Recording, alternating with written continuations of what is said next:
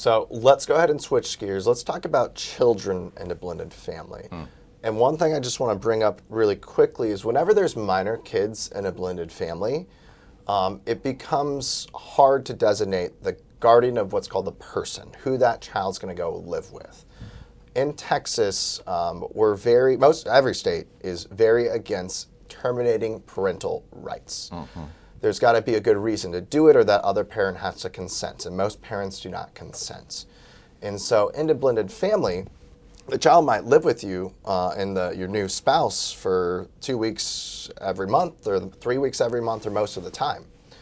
But the thing is, if that first spouse dies, the one that you're married to, the other parent has first dibs. They still have parental rights, and there's not much we can do about that absent a termination of that parental person's rights. And so we're talking here about guardian of the person.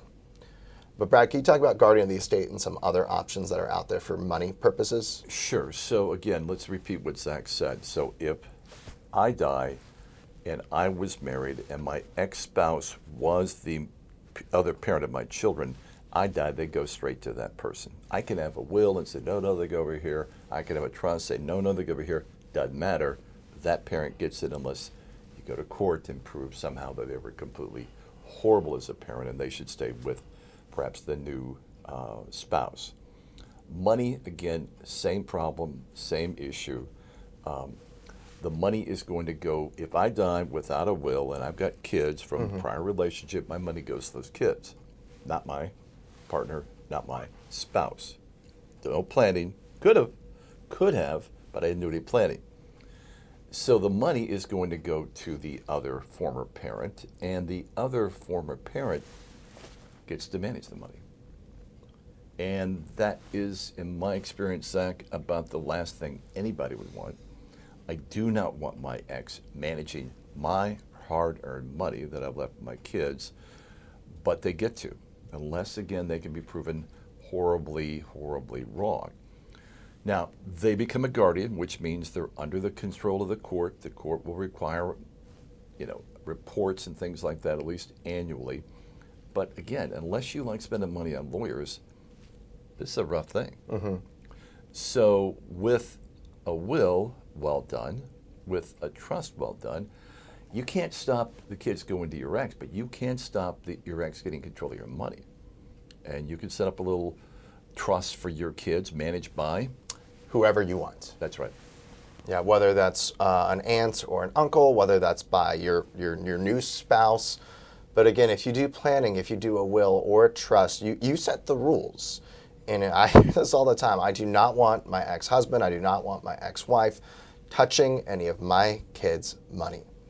Well, again, doing a will or doing a trust is the way to do that. Because if that parent's not mentioned in that will or that trust as the person managing the money, then they have no right to manage that money. And all that money really is going to go for the benefit of that child.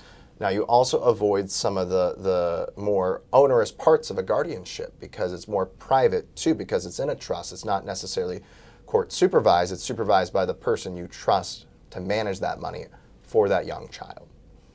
Does that make sense, Brad? Makes sense, Zach. It makes sense. And I think we're going to talk about one more thing. We're going to have another episode here. We go in a little more depth on finances with blended families and custody issues with blended families. But this is the hardest part ever. And you got two choices, ladies and gentlemen. You do the planning, you don't do the planning. It's not crazy expensive. It doesn't take forever to do it. You just gotta do it. And I think one of the things I'll offer at this point is here at Texas Trust Law, we offer a complimentary consultation. That means free. You can come in, talk to one of our lawyers, and we'll give you some direction on this stuff. But boy, don't be, I'll use a harsh word, don't be an idiot, okay? This is too big of a deal to just kind of leave to chance and leave to lawyers. And that's just what will happen if you don't do the planning. Let's go ahead and talk about another issue now. Let's leave the kids aside, or minor kids aside. Let's talk about, again, in a blended family, you can't really control who dies first? Will the husband die first? Will the wife die first? Who's going to die first? And the issue is, in a blended family, you're both bringing assets into that family, or you're both acquiring assets as a married couple for that family. But the thing is, when you die, and let's say you have a will and you give it all to your surviving spouse, and you give it all to your surviving spouse in that spouse's own name, okay, well, that works. That protects the surviving spouse. It gets the assets to him or her. The issue is that if you give it all in that surviving spouse's individual name, that surviving spouse could change their will. Right. They could give their money and your money to whoever they want. They could give it just to that spouse's kids. They can, for that matter, give it just to your kids. They can give it to a charity. They do not have to provide for your children when you leave it to a surviving spouse individually. Right. Again, this is a plannable problem, but you have to do the planning. So, Brad, go ahead and talk about remarriage protection, what all that means. Whew, Zach, holy cow. Well, as Zach was saying, we can do, and we do, plenty of simple wills. It's all yours, honey. It's all mine, honey. It's simple. It is not simple when somebody dies necessarily, because you have to do a probate, but it is simple from the upstart, and it is a light year better than anything else. But as Zach just pointed out, if I get it all in my name, and maybe my spouse had kids, and maybe I have kids, or maybe we have kids together, it doesn't really matter.